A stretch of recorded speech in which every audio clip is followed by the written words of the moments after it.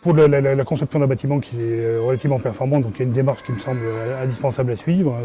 Tout d'abord, il faut commencer sur un bâtiment neuf par l'implantation sur le terrain, de travailler avec le terrain, l'orientation, donc essayer de privilégier les orientations qui facilitent un petit peu les apports solaires naturels, etc. Ce qu'on appelle l'approche bioclimatique. Donc on travaille avec tous les avantages, mais également les inconvénients de terrain. Le bâtiment proprement dit, sa forme, sa compacité, sur des aspects qui peuvent avoir une incidence relativement importante sur les besoins énergétiques après de ce bâtiment. L'étape suivante, c'est la partie isolation. Et enfin, on se posera la question du chauffage, de la production d'eau chaude sanitaire. Là aussi, en ayant recours à des équipements si possible performants, sans aller forcément chercher de l'innovation à tout prix. Mais l'important, c'est aussi toute la partie usage autre que le chauffage et l'eau chaude, donc l'éclairage, la ventilation, j'en ai parlé, tous les usages spécifiques de l'électricité, la cuisson notamment pour l'hôtellerie, c'est relativement important aussi. Ensuite, l'usager, effectivement, si on lui met à disposition un équipement au sens large qui est relativement performant, il faut expliquer pourquoi on a fait ces choix-là, comment on peut maintenir la performance, etc. Et effectivement, ouvrir la fenêtre en hiver alors qu'il y a du chauffage, c'est un petit peu dommage.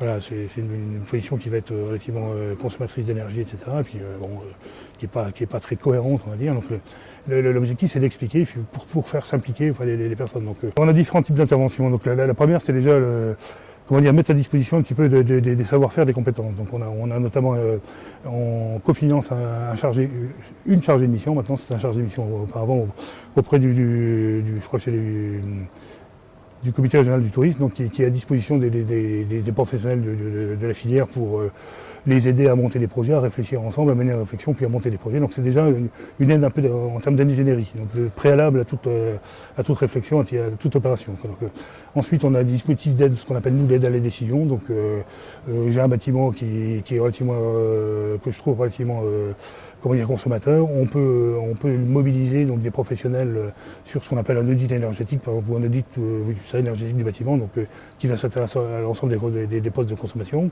et déjà faire un état zéro, donc faire un diagnostic du bâtiment et proposer des solutions correctives ou curatives. Donc ça, c'est le deuxième aspect. On a un troisième aspect, mais qui est susceptible d'accompagner des projets ou de rénovation ou de construction neuve qui vont au-delà du seul dispositif réglementaire, qui sont un peu des bâtiments précurseurs de ce que sera le bâtiment à l'horizon, je sais pas, 2015-2020 maintenant. Donc on se projette toujours avec 5 ans d'avance, on essaye.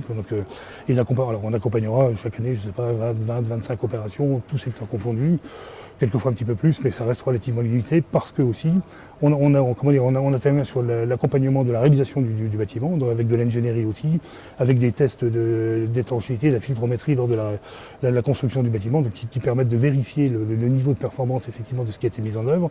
Et on intervient aussi sur le suivi, ce qu'on ne fait pas très souvent quand même. Mettre en service un bâtiment qui sur le papier est très performant, c'est une chose. Aller vérifier ses performances pour valider en fait ce qui a été imaginé, c'est très bien. Ça permet aussi, lorsqu'il y a des dérives, d'essayer de les identifier, de proposer des dispositifs correctifs. Les opérations réussies sont très intéressantes, les opérations un peu moins réussies sont tout aussi riches d'enseignements. Donc la partie suivi, évaluation, métrologie, mesure est très très importante aussi. Elle est malheureusement trop souvent oubliée dans les projets. Donc on s'efforce là aussi maintenant c'est pour ça qu'on est aussi limité à quelques dizaines de bâtiments par an, parce que tout ça a bien entendu un coût qu'il faut pouvoir accompagner.